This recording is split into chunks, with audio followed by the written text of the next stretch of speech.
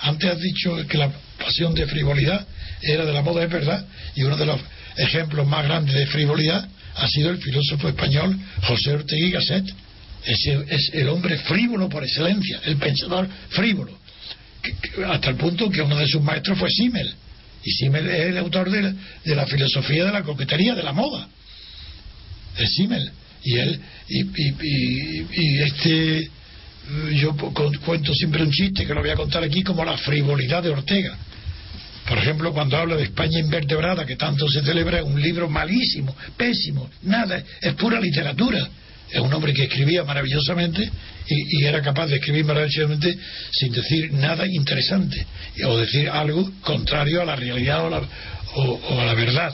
Por ejemplo, la España invertebrada. Dijo que la España invertebrada, que el problema no era de los catalanes, que es que España había dejado de ocuparse ella misma de la unidad de España, de centrarse desde que perdió el imperio, y que España solo se unía ante una empresa exterior, pero que sin imperio España estaba invertebrada, y por eso decía que el problema no era de los catalanes, sino del individualismo de los españoles, y que el problema había que buscarlo no en Cataluña, sino aquí.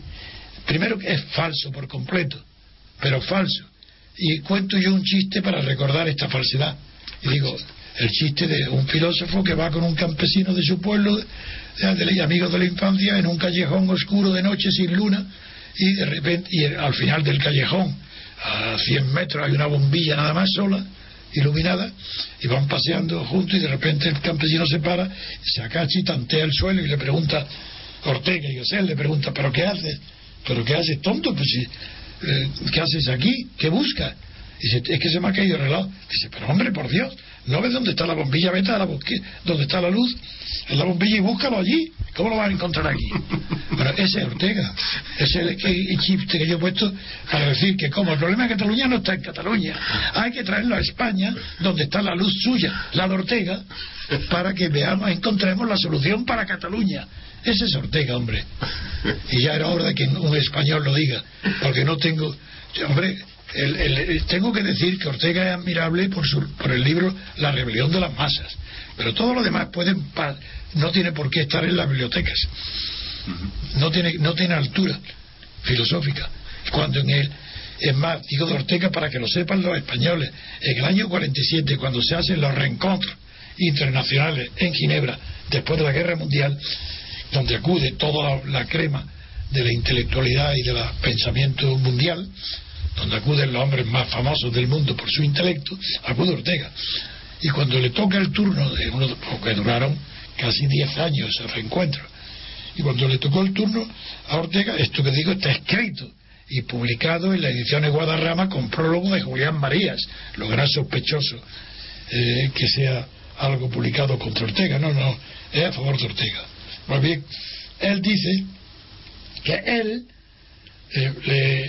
le advirtió, le dijo ya a Einstein, el descubridor del principio de incertidumbre, las consecuencias que tenía ese principio para la metafísica, la ontología, y que él le explicó a Heisenberg, que por lo visto no lo sabía hasta que no se lo explicó a él, lo que significaba el principio de incertidumbre para el mundo. No contento con eso, dijo que en conversaciones también con Einstein, él le había sugerido la aplicación de la relatividad especial a la general.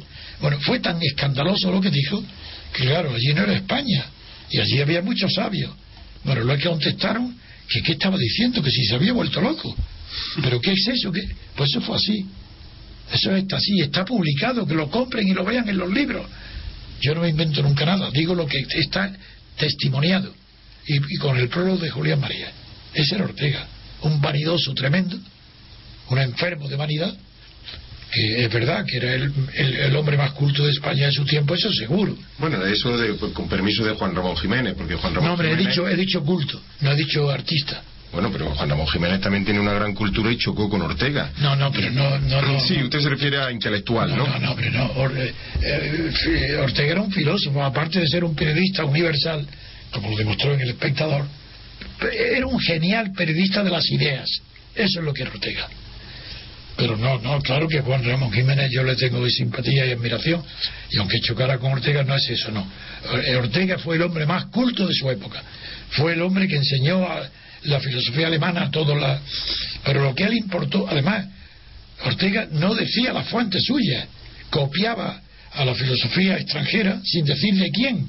Por ejemplo, todo el mundo conoce la fórmula yo soy yo y mis circunstancias, ¿verdad?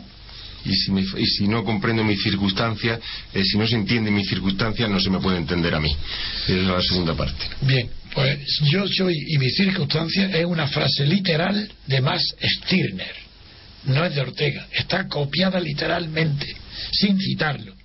Y Carlos Marx y Engels, en la Sagrada Familia, critican a Max Stirner y por tanto desarrollan el error de este soy yo y mi circunstancia, que no significa nada.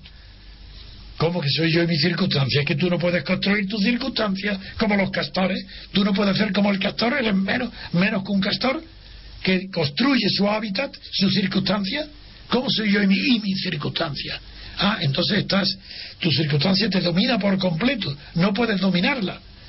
No puedes, culturalmente no puedes superar tu condición natural. No puedes, si estamos viendo los ejemplos de todo lo contrario. Claro que esa es España.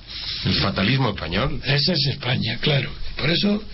Un buen periodista de las ideas, usted lo ha dicho muy bien. Un genial periodista de las ideas.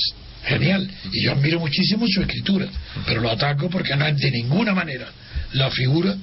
Y con la República, pues tuvo unos errores colosales. Es verdad que fue un hombre que hablaba muy bien también, que fue en el Parlamento, que está bien, y sus discursos son bonitos, son buenos, pero no profundos ninguno. De política no tenía ni idea, pero ni idea. Por ejemplo, propone como el ejemplar político por excelencia a Mirabeau, que le llaman Mirabeau o el político. Bueno, pues Mirabeau es el antipolítico, porque él era corrupto hasta la médula, vendido a la reina María Antonieta, pagado.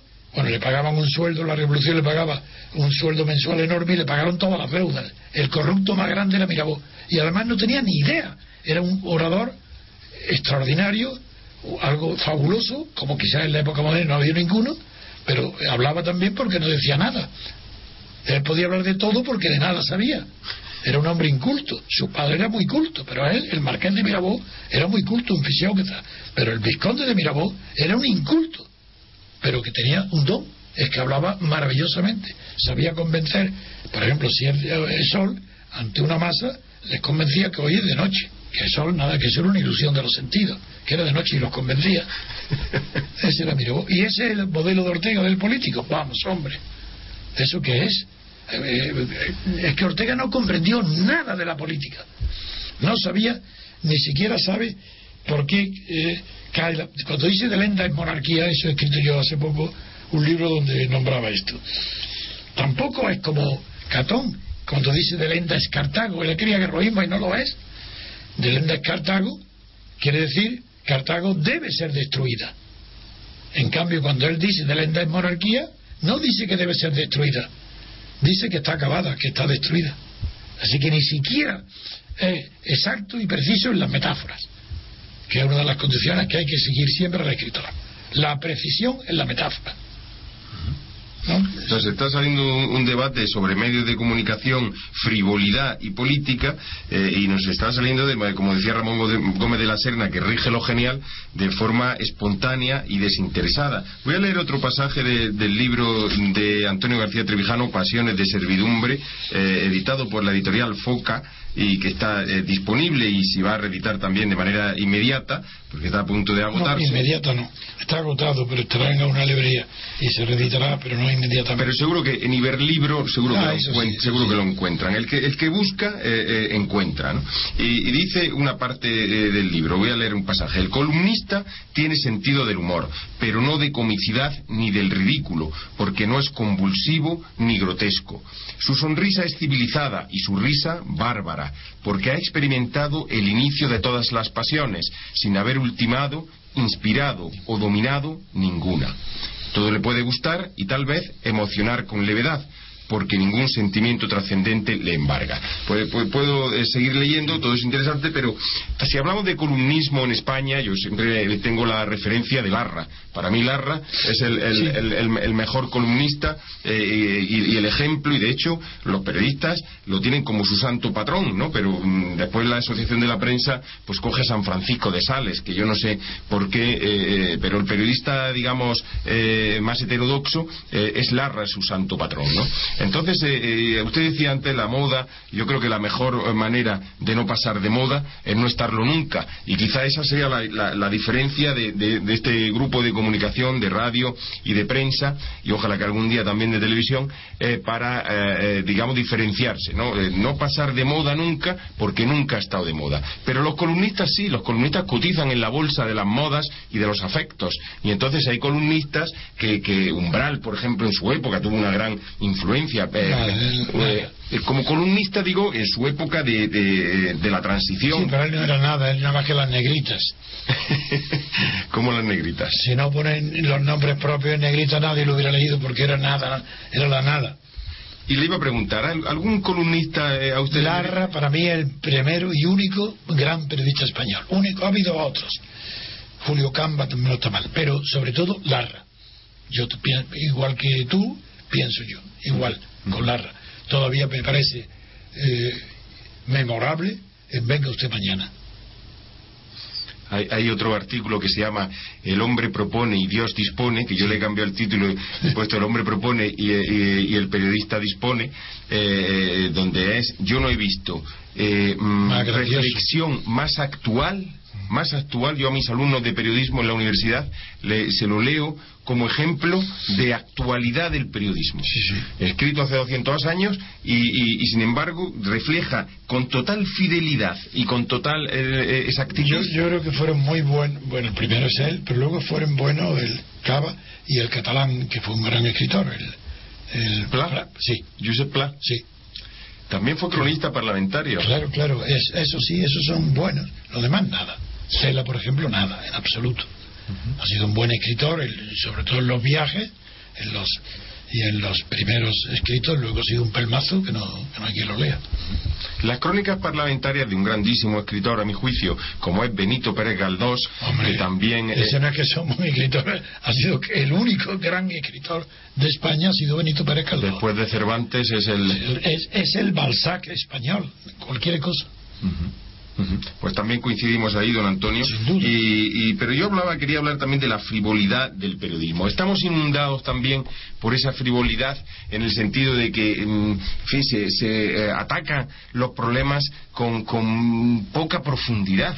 O sea, esta misma fórmula que usted ha inventado para la radio, porque esto es el inventor de esta fórmula, es don Antonio García Trevijano. Yo me limito aquí a ser un peón técnico que simplemente asea un poco y limpia con la bayeta como si fuera un poco con esa función, pero digamos que el inventor de esa fórmula de dar la noticia y dar la reflexión y rascar un poco más hondo, pues no se ve en la prensa. Y a mí me encantaría que hubieran 4, 5, 10 competidores para tener tal, pero desgraciadamente nos dejan solos, ¿no? Entonces, ¿por qué a su juicio España es un país chato intelectualmente? Sí, muchísimo. Por ejemplo, se compara,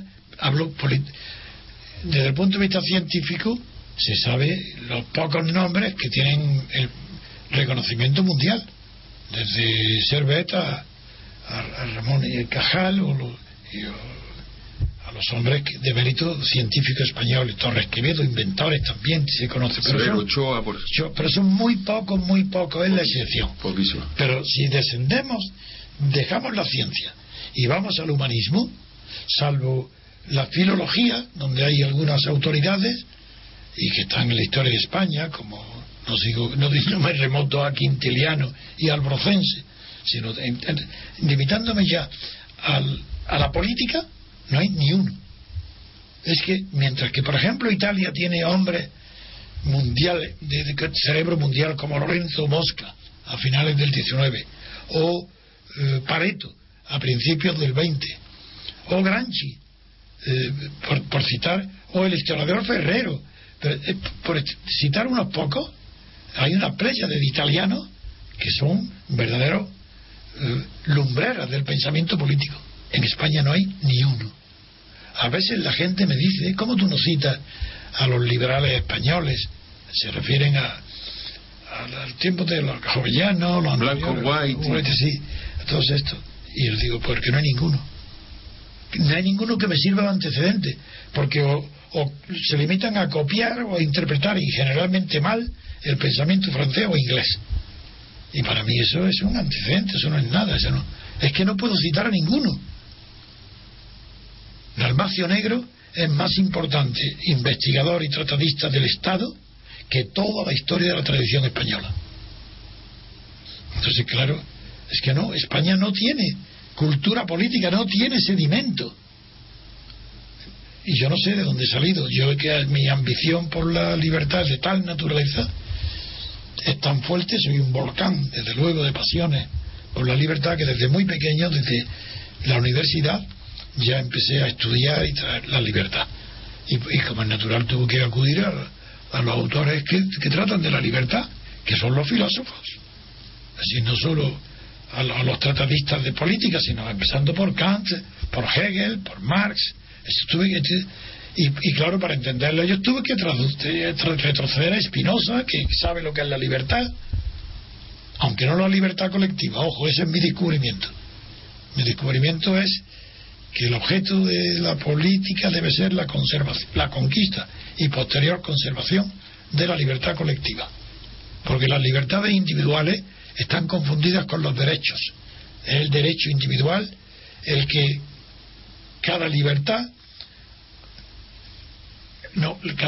individual, cada derecho individual está amparado por una libertad colectiva, porque si yo ejerzo un derecho, no puede decir que sea libre, estoy ejerciendo una facultad.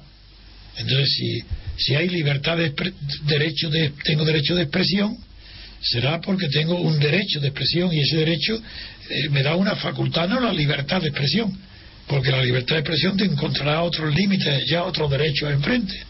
En cambio, la libertad colectiva es el fundamento y la matriz de todas las libertades y de todos los derechos. Y eso nadie lo había ni descubierto ni demostrado, como yo he hecho en la teoría pura de la República. Esa es mi originalidad de pensamiento, está en el descubrimiento que la democracia es la manera de administrar la libertad colectiva, que los españoles, claro, no tienen, los franceses casi la tienen, pero tampoco la tienen los ingleses ni Europa, porque no hay separación de poderes. En Inglaterra no hay separación de poderes y por eso no hay democracia. Es un régimen parlamentario de un respeto enorme por las libertades y los derechos cívicos, que se llaman cívicos, pero son individuales, están relacionados. Pero en España no lo hay, esa tradición no la hay, y no hay pensamiento.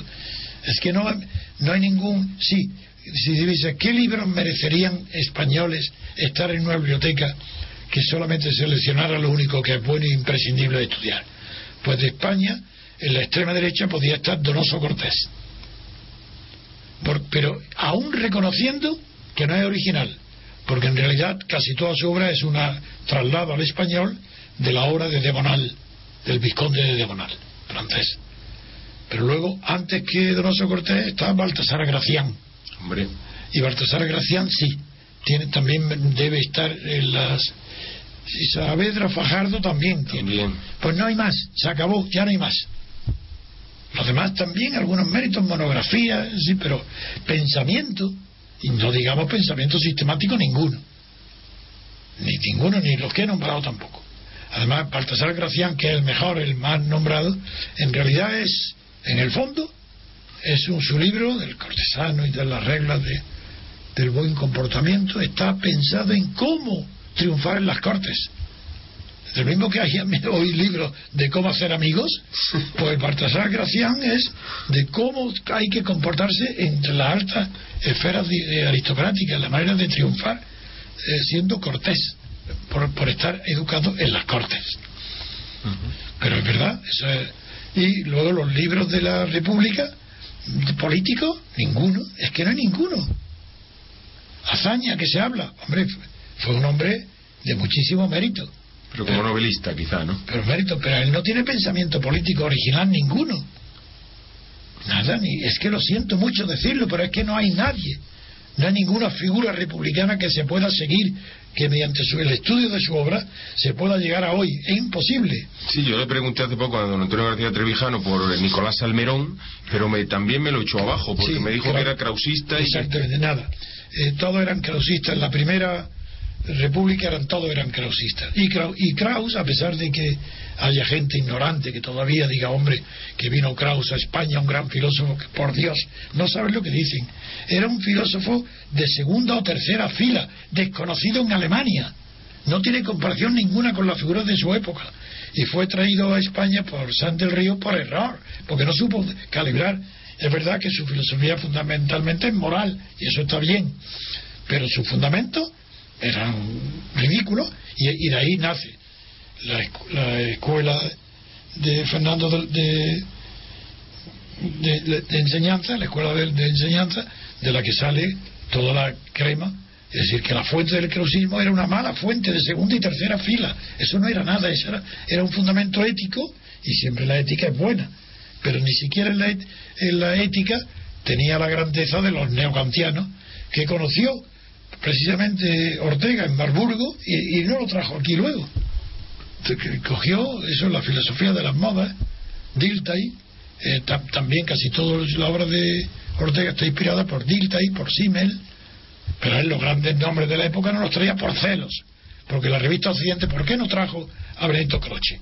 ¿Por qué no trajo a Santayana, que era español?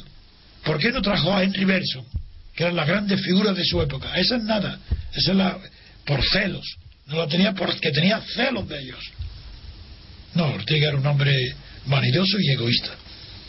La pasión de los celos es otra de las que yo he digamos espigado, porque no, como les decía, no he leído el libro del que estamos hablando, Pasiones de servidumbre, que está dando lugar a un debate sobre los medios de comunicación, sobre la frivolidad, sobre la política, sobre el calado intelectual de España, y también habla de la pasión de los celos. Creo recordar que la desarrolla en algún momento, ¿no? Pero ¿qué es esa pasión de los celos? ¿Por qué siempre se ha dicho la envidia española, la envidia latina, sí, la envidia del el ser celoso de lo que otro consigue, en vez de alegrarse de que a un amigo le vaya bien, porque si a tu amigo le va muy bien y ha triunfado, seguro que a ti te caerá algo, ¿no? Eso tiene un fundamento histórico.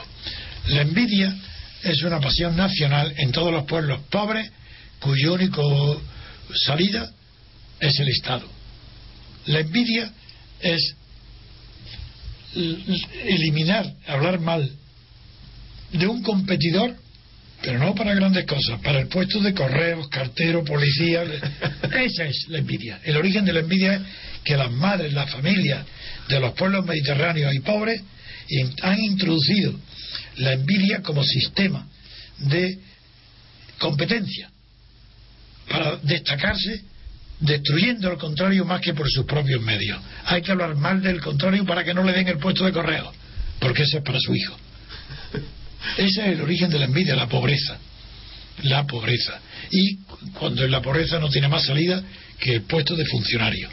Cuando Natalio Rivas, que es de Albuñol y que usted conoce, tal como yo también conozco, como bien decía, le pedían colócanos a todos, que era la frase que se le decía, estaba exactamente definiendo lo que es la envidia, lo que es Natalio Rivas era la esperanza de la pobreza de su región, de la Alpujarra, de Granada, de Almería, de toda esa zona, de colocar a sus clientes, a sus partidarios. Esa es la envidia. La envidia es muy fuerte en España por esa razón. En cambio, la literatura romántica, los franceses que vinieron a escribir y otros extranjeros que vinieron a escribir y escribieron sus viajes por España, dieron una imagen muy distinta del pueblo español. Lo presentaron como muy orgulloso, muy individualista, y como Ortega, cuando dice España invertebrada, señala en el carácter individual de los españoles el peligro de que y eso es falso, es mentira. Yo no sé cómo eran los españoles, lo sé por la literatura, antes de la guerra civil. Pero después de la guerra civil no hay pueblo menos individualista que el español en toda Europa. No hay pueblo más fácil de gobernar, salvo los alemanes, que los españoles. Los puede gobernar cualquiera y de cualquier modo. Aceptarán todo lo que le echen encima, no protestará, porque no son individuales, son gregarios, todo lo contrario de lo que se dice. El pueblo español no es individualista de ninguna, ojalá lo fuera. Si fuera individualista tendría miles de personalidades en todos los campos, y no los tiene porque es gregario. Tiene la pasión de ser gregario, de seguir al rebaño, de ser como los demás. Tiene la pasión de ser igual que los demás. Entonces, como la mayoría de la gente es tonta, pues hay una pasión de ser idiota. Y trato de ella, sí, la pasión de ser idiota, de parecer idiota sin serlo. Sí, es verdad. Y hay personas que no son idiotas y quieren parecerlo, y lo hacen. Que la tienen los niños, que se hacen más tontos de lo que tal, que se hacen hacen comentarios estúpidos no siendo. Incluso para evitar castigos. Prefieren no destacarse para ser idiotas, para que no lo elijan para puestos de esfuerzo. Y el español tiene también la pasión de parecer idiota sin serlo. Bueno, pues cantidad de gente que no dice más que tonterías y no son idiotas. Y sin embargo, de 100 palabras que pronuncian, 99 son idiotas. Es cierto. Todas estas preguntas y todas estas reflexiones las contiene el libro Pasiones de servidumbre de Antonio García Trevijano, del que estamos hablando en este espacio de debate que ha derivado en un espacio de reflexión sobre los medios de comunicación, sobre las pasiones humanas. Empezamos por la frivolidad, seguimos después por la envidia, ahora también estamos mencionando la pasión de ser idiota, que está muy extendida en este país, y además hablamos de la facilidad que tiene el pueblo español para ser gobernado, y también es un hecho cierto que se puede constatar, porque cualquiera que tiene digamos la aspiración o la posibilidad de ser político, sí, pues estaríamos en ello. Le voy a dar paso a don Antonio para que presente ya el espacio de economía. Yo me despido. Muchísimas gracias a todos los oyentes de Radio Libertad Constituyente y a usted, don Antonio, por invitarme a su debate. Gracias, Federico, porque es que han faltado hoy Carlos Roldán, y que no sé por qué no ha acudido, y también Almudena Negro, la hija de Almacio Negro, que tampoco podía, y ante esa ausencia tú has elegido tú el tema. Me ha agradado porque, claro, es un tema que domino, y ha sido fácil la conversación contigo. Gracias, Federico, y hasta pronto. Hasta pronto. Gracias, Federico, y hasta pronto. Hasta pronto. Gracias, Federico, y hasta pronto. Hasta pronto. Gracias, Federico, y hasta pronto. Hasta pronto. Gracias, Federico, y hasta pronto. Hasta pronto. Gracias, Federico, y hasta pronto.